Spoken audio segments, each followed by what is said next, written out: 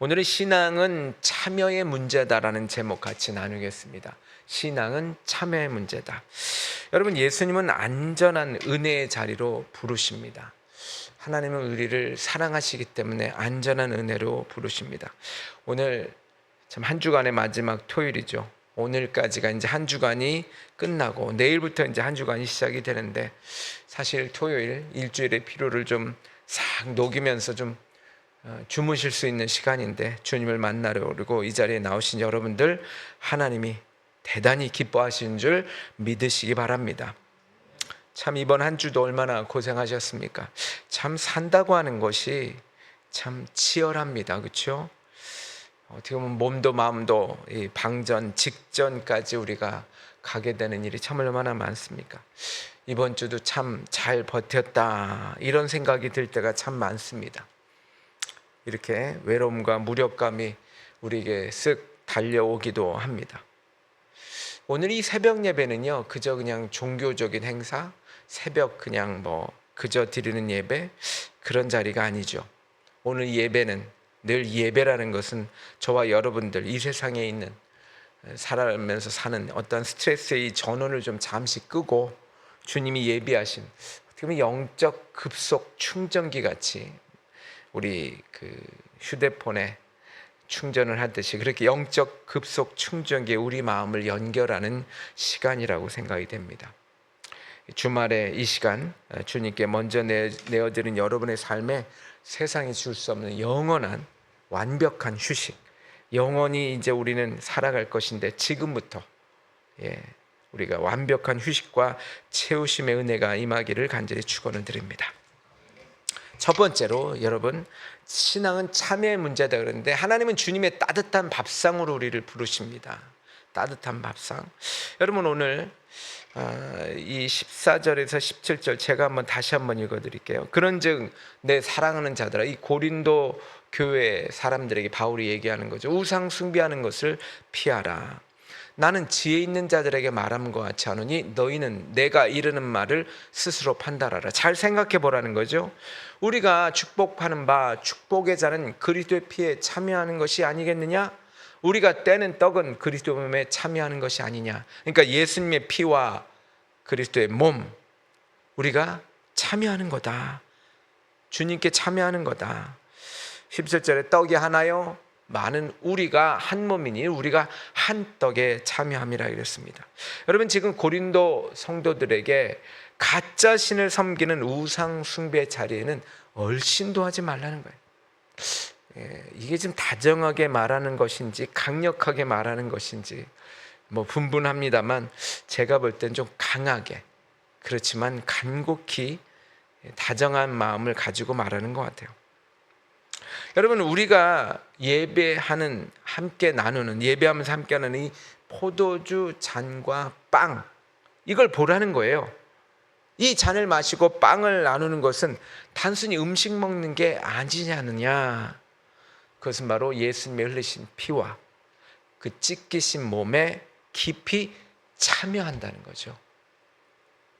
여러분, 하나의 큰 빵을, 과거에는 이 빵을 이렇게 가지고 이렇게 떼었어요. 떼어서 지금 우리는 이렇게 이미 떼어진 것을 먹지만, 성찬을 하지만 큰 빵을 가지고 이제 떼어서 이렇게 나누었습니다. 그래서 이 큰 빵을 떼어서 나누어 먹는 것처럼 우리 모두는 예수님 안에서 하나가 되었다는 거죠. 그래서 하나님은 우리가 이 세상의 험한 유혹에 마음이 뺏겨서 상처받지 않도록 예수님의 생명을 나누어 먹는 가장 은혜롭고 안전한 식탁. 그러니까 세상 것에서는요 다 문제가 있죠. 그러나 우리 예수님의 생명을 나누는 이 식탁만큼은 가장 안전한 식탁으로 우리를 불러 주신다는 거죠. 여러분, 우리가 먹는 음식 안에는 모두가 독이 있다고 그래요. 영적으로 보면 세상에 있는 모든 삶은 독이 있습니다. 그러나 예수님의 생명은 죄가 없으신 분이시기 때문에 아무런 독이 없고 해가 없다라고 하는 것입니다. 여러분, 다윗 왕 시절에 아주 감동적인 이야기가 있죠. 이제 왕이 되었어요. 그런데 요나단이 생각이 났어요. 요나단은 그의 친구였죠. 전 왕의 아들이에요. 그래서 알아보라고 합니다. 그랬더니 무비보셋이라는 아들 하나가 남아있는 거예요. 그런데 두 다리를 아주 심하게 절어요. 이 전 왕의 자식이라면 벌을 주거나 감옥에 보내버리거나 소위 그냥 죽여서 없애는 경우도 많죠. 왜냐하면 혹시 리더십이 글로 갈까봐. 그런데 이 다윗은 뭐라고 말합니까? 그를 불러가지고 너는 이제부터 평생 왕인 나와 함께, 죽을 때까지 나와 함께 한 식탁에서 밥을 먹자, 이렇게 말합니다. 사실 무비보셋 아무 자격 없어요. 그럴 수가 없어요. 왜? 본인이 요나단이 아니에요. 그는 요나단의 자식일 뿐이에요. 아무 자격도 없는 그런 사람을. 마찬가지입니다. 우리도 아무 자격도 없고 연약한 우리를 예수님의 식탁으로 불러주셔서 뭐라고 말씀하시냐면 너는 내 가족이다 라는 거예요. 여러분, 부부가요 그렇게 싸워도 같이 밥을 먹을 수 있다면 그들은 이혼하지 않는다는 말이 있더라고요. 밥을 먹어야 돼요. 이게 밥을 먹는다는 게 그렇게 중요합니다. 그래서 너는 내 가족이다 라고 우리 하나님이 저와 여러분을 선언해 주셨다라고 하는 것입니다. 이게 바로 하나님의 사랑이죠. 여러분 생각해 보세요. 밖에서 하루 종일 이제 일을 했어요. 지치고 힘들어요. 근데 저녁에 집에 왔어요. 마음도 참 힘들고 몸도 피곤합니다. 그리고 현관문을 열고 들어가서 딱 들어가니까 온 집안에 구수한 된장찌개 냄새가 납니다.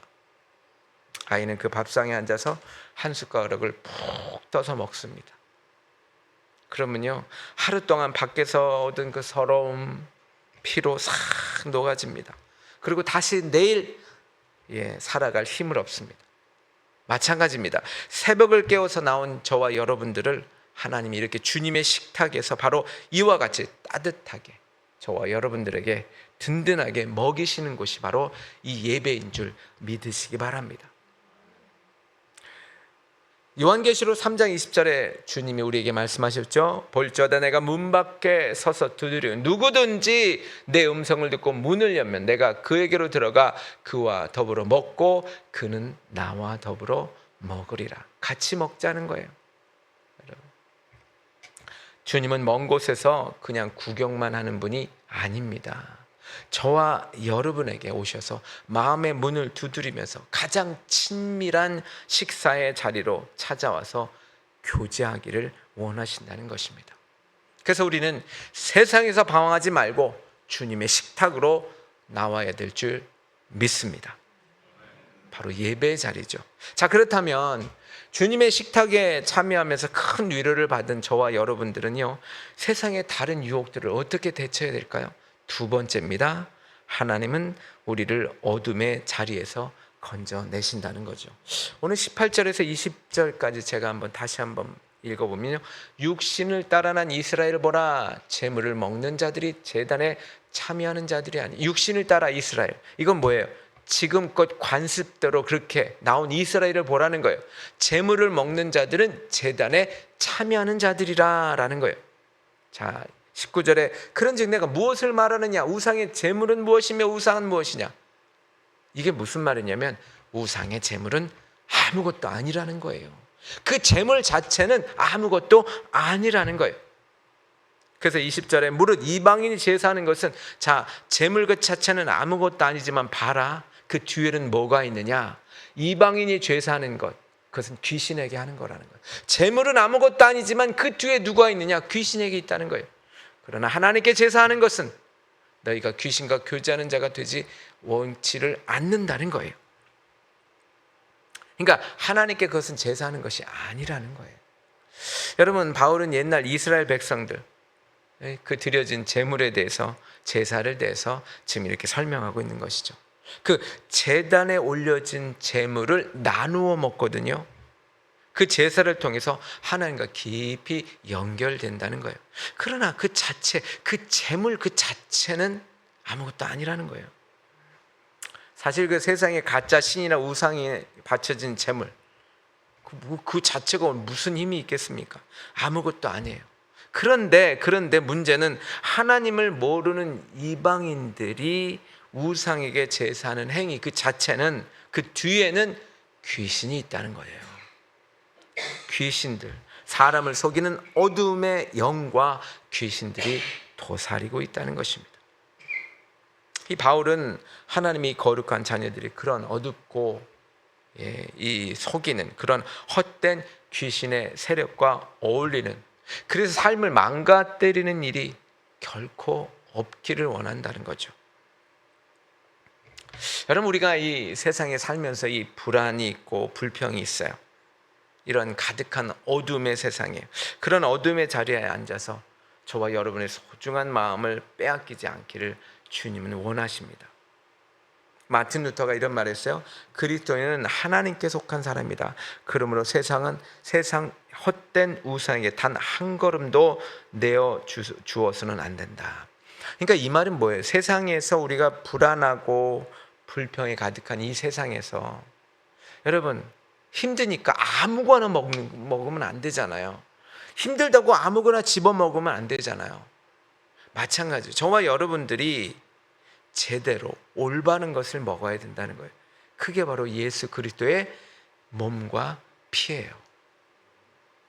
힘들다고 점집에 가고 힘들다고 세상에 가고, 이거가 잘못됐다는 거예요. 여러분, 구약 성경에 엘리야 선지자가 갈멜산에서 바알 선지자 850명과 대결을 하는 걸 기억할 것입니다. 이스라엘 백성들이요, 하나님도 좋아 보이고 바알도 좋아 보이고 하니까 지금 중간에서 멈칫멈칫하는 거예요. 지금 우리 이 세상 사람들이 그렇죠. 중간에서 그냥 끼어서 눈치를 보고 있습니다. 그러니까 엘리야가 이 머뭇거리는 이 백성들을 향해서 뭐라고 말합니까? 너희가 언제까지 이쪽 저쪽 눈치를 보면서 마음을 정하지 못하고 흔들리고 있느냐라고 하면서 막 단호하게 뭐라 합니다. 하나님은요, 사랑하는 백성들이 우상이라는 이 어둠의 거짓말에 속아서 고통당하는 것을 보실 수 없었습니다. 그래서요, 하늘에서 불이 내려와 버립니다. 이게 우리에게 참 많은 것들을 시사하죠. 아무거나 먹을 수 없어요. 좋아 보인다고 이게 좋아 보이고 저게 보이고, 좋아 보인다고 좋은 게 아니라 옳은 것이 좋은 것입니다. 진리가 좋은 것입니다. 그래서 그냥 뜨거운 불을 내려버리지 않습니까? 그저 좋다고 가서 먹으면 결국 불을 받을 수밖에 없죠. 어린아이가 길을 걷다가 바닥에 떨어진 흙투성이 사탕을 본 거예요. 사탕을 보니까 얼른 가서 집으려고 하는 거니까 아빠가 옆에다가 손을 탁 칩니다. 그러니까 이 아이는요, 맛있는 사탕 먹으려고 그랬는데 깜짝 놀라서 그냥 아빠한테 막 보면서 옵니다. 여러분, 이 아빠가 아이를 사랑하지 않아서 손을 탁 쳤을까요? 혹시나 이거 가지고 이걸 먹으면 병이 걸릴까 봐, 혹시나 이걸 먹고 나서 아플까 봐, 그것을 당장 빼앗는 것입니다. 근데 우리가 흙 묻은 사탕을 너무 잘 먹어요. 이 세상에 살면서 땅에 떨어지는 흙 묻은 사탕. 골로새서 1장 13절입니다. 그가 우리를 흑암의 권세에서 건져내사 그의 사랑의 아들의 나라로 옮기셨으니. 여러분, 우리는 이미 어둠에서 빛으로 옮겨진 사람들입니다.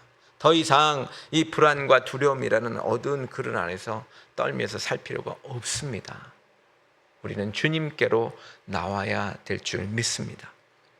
그래서 어둠의 자리를 버리고 빛의 자리를 선택하는 저와 여러분이 되어야 될 줄 믿습니다. 자, 그처럼 우리가 빛의 자녀로 삼아주신 하나님 앞에서 오늘 우리는 구체적으로 어떻게 살아가야 될까요? 세 번째입니다. 하나님 우리의 마음을 온전히 독차지하기를 원하십니다. 21절 22절입니다. 너희가 주의 잔과 귀신의 잔을 겸하여 마시지 못하고 주의 식탁과 귀신의 식탁에 겸하여 참여하지 못하리라. 22절입니다. 그러면 우리가 주를 노여하시겠느냐? 우리가 주보다 강한 자냐? 이 얘기가 뭐냐면, 만약에 그렇게 참여하면 하나님을 질투나게 하시겠다는 거예요. 우리가 하나님을 화나게 하시겠다는 거예요. 우리가 주보다 강하냐? 우리는 약한 자고 그저 주님을 의지하는 자지, 우리가 주님을 화내게 해서는 안 되지 않느냐라고 하는 거예요. 그러니까 귀신의 식탁에 참여해서는 안 된다는 거죠. 근데 우리가 세상에 살면서 참 우리가 양쪽에 겸하여 살 때가 너무나 많습니다. 이 바울은 주님의 잔을 마시면서 동시에 귀신의 잔을 마실 수 없다라고 아주 단호하게 선포합니다. 주님이 차려주신 거룩한 식탁에 앉았다가 또 내일은 세상의 우상의 식탁에 가서 양다리를 걸치는 그러한 모습, 그렇게 행동하는 것은 바로 우리를 창조하신 주님의 마음을 너무나 아프시게 하고 노여하게 하시고 질투나게 하시는 일이라는 거예요. 그러면서 피조물인 우리인데 우리가 창조주 하나님보다 더 강할 수는 없다는 거예요. 하나님이 우리를 향한 질투하기까지 뜨겁게 사랑하시는 진짜 이유는 우리가 이 세상 유혹과 주님 사이에서 지금 오늘도 갈팡질팡 마음이 찢어지고 상처받는 것을 원치 않으시기 때문입니다. 탕자의 비유 잘 아시잖아요. 돌아왔어요. 아버지가 그냥 목을 껴안고 반지도 끼워주고 가락지도 끼워주고 잔치도 벌려줍니다. 멀리 봤는데 벌써 아버지는 달려왔어요. 좋은 옷도 입혀주고요. 여러분, 아들의 이 마음이 다시 아버지에게로 온전히 돌아왔던 거죠.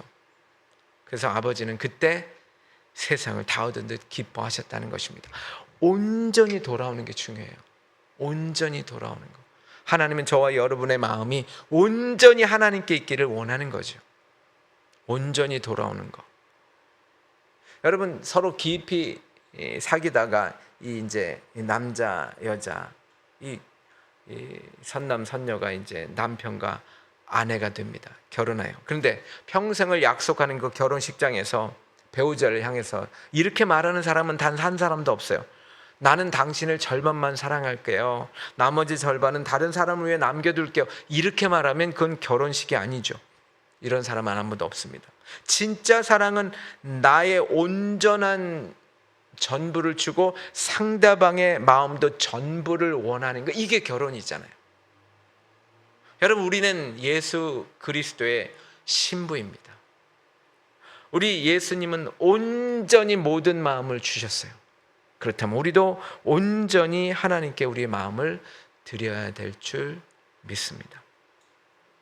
하나님 우리 마음을요 한 조각도 빼앗기기를 원치 않으세요. 한 조각도 온전히 독차지하기를 원하십니다. 왜 그러냐면 우리를 세상 누구보다도 뜨겁게 사랑하신다는 그 증거이기 때문입니다. 마태복음 6장 24절입니다. 한 사람이 두 주인을 섬기지 못할 것이니 너희가 하나님과 재물을 겸하여 섬기지 못하느니라. 예수는 우리의 마음이 세상 염려와 하나님 사이에서 그냥 갈라서지 않도록 중심을 잡아주시는 참된 주인이십니다. 여러분, 오늘 우리가 저 세상의 귀신이나 세상의 이방 종교에 거기에 심취하지 말라, 그것만이 아닙니다. 오늘 말씀은 뭐냐면 우리가 불안이라는, 세상의 불안이라는 마음에 뺏기고 세상의 어떠한 하나님이 원치 않은 것에 마음을 뺏기고 이런 것들까지 말하는 거예요.